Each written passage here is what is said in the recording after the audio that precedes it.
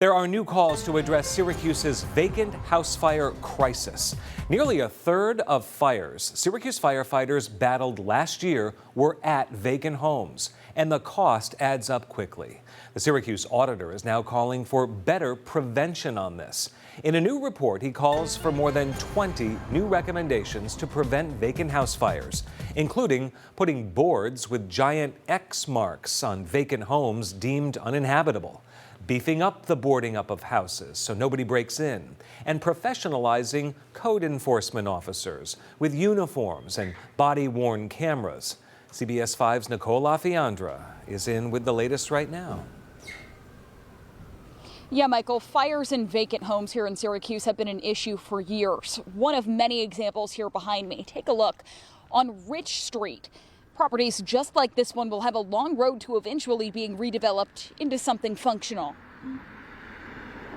In the city of Syracuse, vacant home fire after vacant home fire after vacant home fire. The city of Syracuse had 87 structure fires in 2024, and 25 of them were in vacant buildings. That is about a third of all of our fires happen in vacant buildings.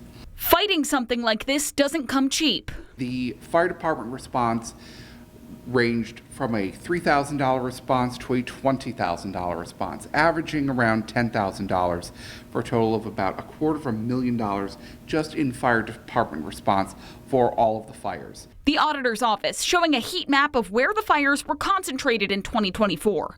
Areas in the north side of the city and slightly southwest of downtown affected the most. The road ahead for a property doesn't end once the flames are put out.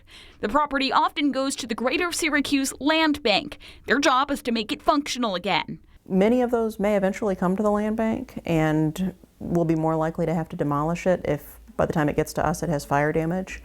About 30% of the structures that come to us are so bad that they do have to be demolished. Caitlin Wright with the Land Bank says it costs about $30,000 to demolish a house after a fire. Redeveloping on lots with older homes is proving to be a challenge, with the Land Bank choosing to combine lots in some cases. A lot of the land in the city, those homes were built before people had cars.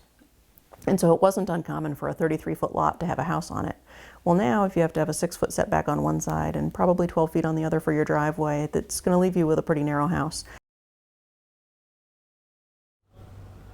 The goal in City Hall is to reduce the amount of properties that are affected by fire to manage costs. Now the Land Bank would benefit from that, as they say that people would rather renovate an existing house that's already standing than have to start from square one with a completely blank plot of land.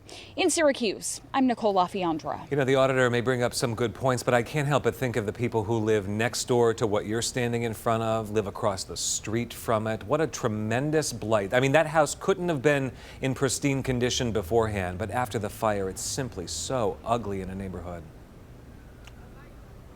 Yeah, absolutely. And the auditor's also talking about making it more visible to people standing on the street with giant red X marks, as you mentioned, before all of this aired. So definitely going to be more visible in areas like this, but also a mark to firefighters and those responding to these fires that this might not be the safest place to enter, Michael. Nicole LaFiandra, live for us. Thank you.